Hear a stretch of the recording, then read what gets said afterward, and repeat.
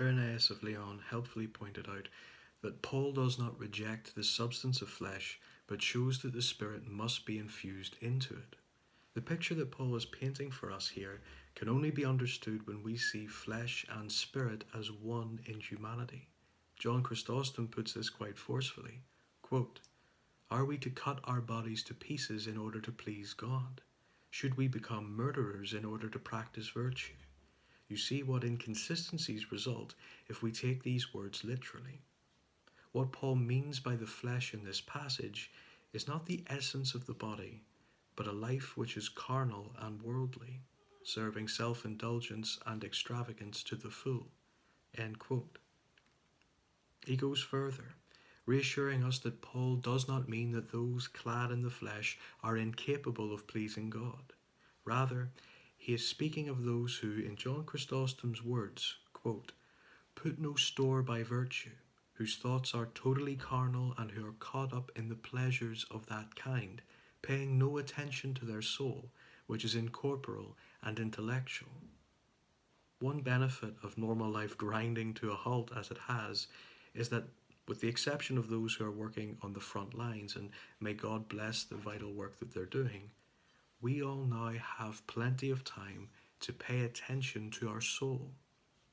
We're all keeping Lent now. We're all observing the Sabbath now.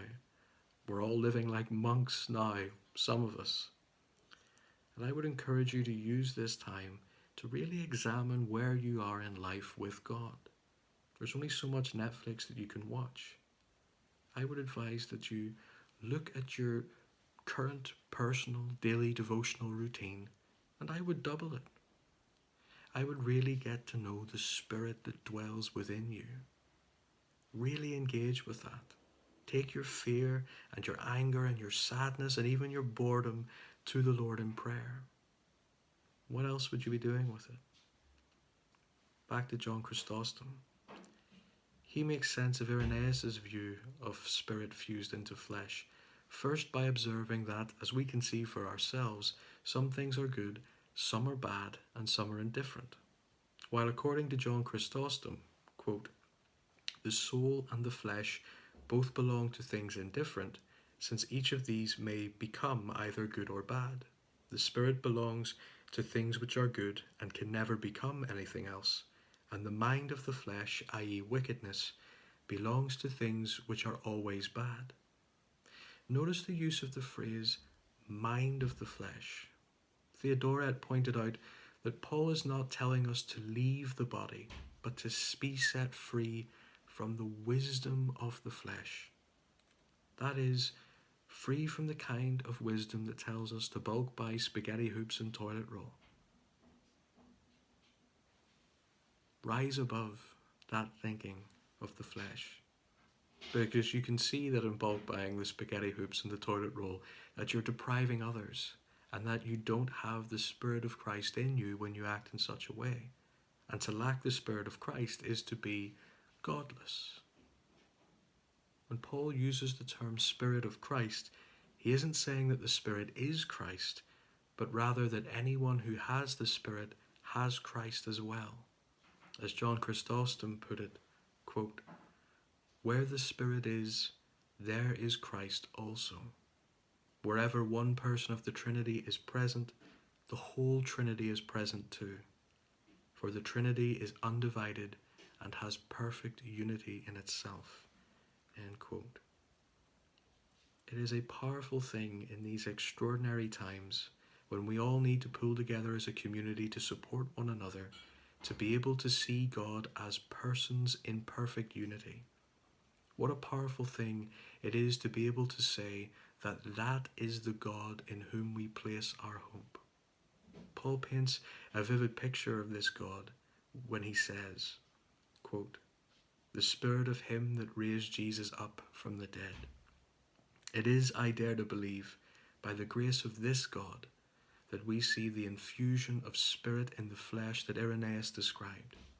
Tertullian puts that concept more vividly in relation to our reading when he says that the resurrection of the dead implies the resurrection of their bodies. End quote. And Augustine spoke about this imagery of the resurrection of the body in a way that I'm sure many people will be able to relate to in these present circumstances. That, quote, as long as we are in this life, there will be no lack of the annoyances occasioned by mortal flesh, end quote. Amidst the annoyances occasioned by the mortal flesh, how can we live in a way befitting the Spirit of Christ?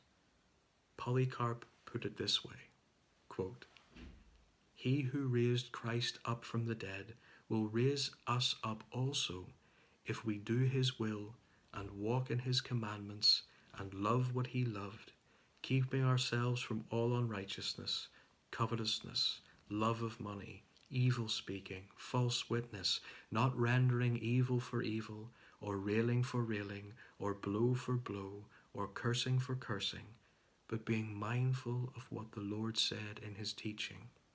End quote.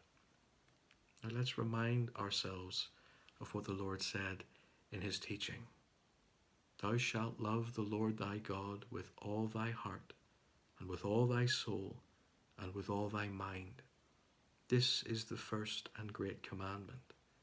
And the second is like unto it. Thou shalt love thy neighbour as thyself. On these two commandments hang all the law and the prophets. So, in the days ahead, pray. This is how we grow in love for God in heart, soul, and mind. And support people in whatever way you can. It might be helping with the shopping. It might be a chat on the phone. It might be keeping your distance. It might be washing your hands more out of respect for the people that live with you. In doing those things, praying and helping, we are uniting our soul and flesh in the work of God and living in a way worthy of the Spirit of Christ. God bless, and Amen.